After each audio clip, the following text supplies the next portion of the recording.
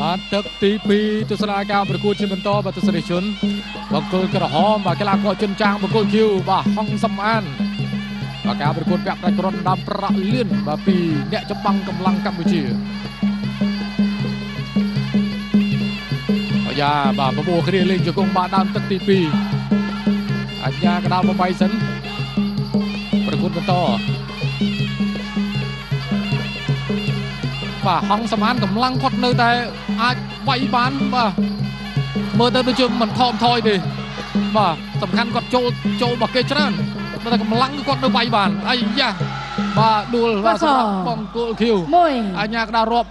បាទចូលដៃរបស់ជិនចាំ4កំពុងតែសរសើរដល់សំអានបាទកម្លាំងគាត់ល្អអូបាទទៅអត់រួចទេបាទសំអានសរសើរពីទឹកចិត្តរបស់គាត់ដែលថាគាត់ប្រឹងបាទទឹក1គាត់ប្រឹងទឹក2នេះគាត់ប្រឹងមកខ្យល់ទៀតបាទតែសំខាន់គឺទៅអត់រួចទេបាទត្រឹមទឹកទី2នេះបាទបុកមួយប្រើដើមទឹកបាទចិនចាងគាត់អាចដួលហងសំអានបើឲ្យចោះចាញ់បានបាទនេះយើងមកទស្សនាបាទមួយដៃហើយមួយដៃទៀតបាទមួយដៃហើយមួយដៃទៀតក៏ដោយសូមបងប្អូនជួយទះដៃលើកទឹកចិត្តដល់បង្គោលឃីវមួយផងដែរបាទស៊ូណាបាទតាំងពីប្រកួតជាមួយកីឡាករនេប៉ាល់3ទឹកបាទរហូតមកតស៊ូបាទនៅក្នុងការប្រកួតប្រជែង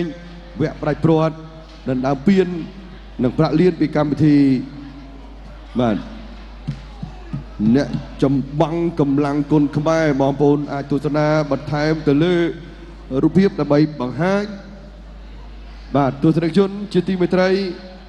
តាមរយៈការផ្ដួលគូប្រកួតឲ្យសន្លប់នៅក្នុងទឹកទី2ជ័យជំនះនឹងក្លាយជាម្ចាស់ពាននិងប្រាក់លានអ្នកចម្បាំងកម្លាំងគុនខ្មែរបានទៅលើបង្គោលក្រហម